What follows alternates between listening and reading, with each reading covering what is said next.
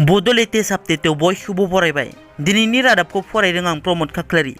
गिबि निउज आपडेटआव दङ उदालगुरि जिल्लायाव मोनसे गिख्रंथाव जाथाया जालाङो।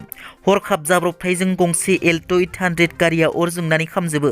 बे जाथाया उदालगुरि जिल्लानि भैरबकुन्द आंग्राजुलि गामिनि दीपक बर'आ एल्ट' 800 गारियाव न'फारसे थांबाय थानाय समावनो सपन गावनि साखाथि राजीव गान्धी गोजौ फरायसालिनि लांगोना खाथियाव गारिया हारसिंनो अर जोङो। अर जोंबाय थानाय समावनो भैरबकुन्द आउटपस्ट पुलिस थानानि आइसि बिथांनो खौरां हरो आरो लोगो लोगोनो आइसि बिथाङा अर खोमोरग्रा हान्जाखौ लिंहरो। अर खोमोरग्रा हान्जाया जाथायसालियाव फैनानै अरखौ खोमोरनाय जायो। बे जाथायाव रावबो जेबो खहा जायाखै होनना मिथिनो मोननाय जादों। गाबोन 14 डिसेम्बर खालार खालि प्रमद बर' दैदेननाय UPPL GSP आरो BJP जथाय सरकारा 1 बोसोर आबुं जानायनि हारिमु मोनाबिलि रंजानाय फोरबो खुंगोन। बाक्सा जिल्लानि मुसलपुर हायार सेकेन्डारि स्कुलनि गेलेग्रा फोथाराव UPPL BJP GSP जथाय सरकारा 1 बोसोर आबुं जानायनि हारिमु मोनाबिलि रंजानाय फोरबो खुंनो थांगासिनो। बे हारिमु मोनाबिलि रंजानाय फोरबोआव बिग्राय ब्रह्म, सलिखा बसुमतारी, गसाइ दैमारि, इलिसा बर', कुमार भुपेशमोन बायदि मेथाइ रोजाबगिरिफोरखौ हांख्रायनाय जादों आरो बयखौबो बाहागो लाफैनो थाखाय मावफुं सोद्रोमा राकेश ब्रह्म बिथाङा फेसबुक पस्टनि गेजेरजों खावलायदों। थांनाय 8 डिसेम्बर खालि मोनाबिलि समाव सिमेन्ट सापुरि पुलिस थानानि सिङाव थानाय दालांगुरि गामिनि दाय गैयै बडा बसुमतारीखौ गुलि गावनाय दुथांखौ हमनाय जाबाय। गुलि गावग्रा दुथांखौ चिरां जिल्लानि सोमावसार बसुमतारी होननानै सिनायथिनाय जादों। सोमावसार बसुमतारीखौ सिमेन्ट सापुरि पुलिस थानायाव लाबोनाय जाबाय। पुलिसा गुलि गावग्रा सोमावसार बसुमतारीनिफ्राय गंसे 0.32 पिस्तल, 19 था गुलि बोखाङो। मिथिनो मोननाय बादिब्ला गुलि गावग्रा दायनिगिरिया थांनाय 10 डिसेम्बर खालि चिरां पुलिसनि खाथियाव गावखौ गथायदोंमोन। बे जाथायनि सायाव पुलिसा नायबिजिरगासिनो होननानै जनाइनि SDPO भार्गव मणि दासआ मिथिहोदों। बर' सावथुन मुलुगनि सिनियर महरगिरि प्रबिन गयारी बिथाङा आथिखालाव बर' सावथुननि गेजेराव ससियेल मिडियायाव गाज्रि फट' भिडिअ भाइरेल जानायनि सायाव बेरफुसार बिबुंथि लाखियो।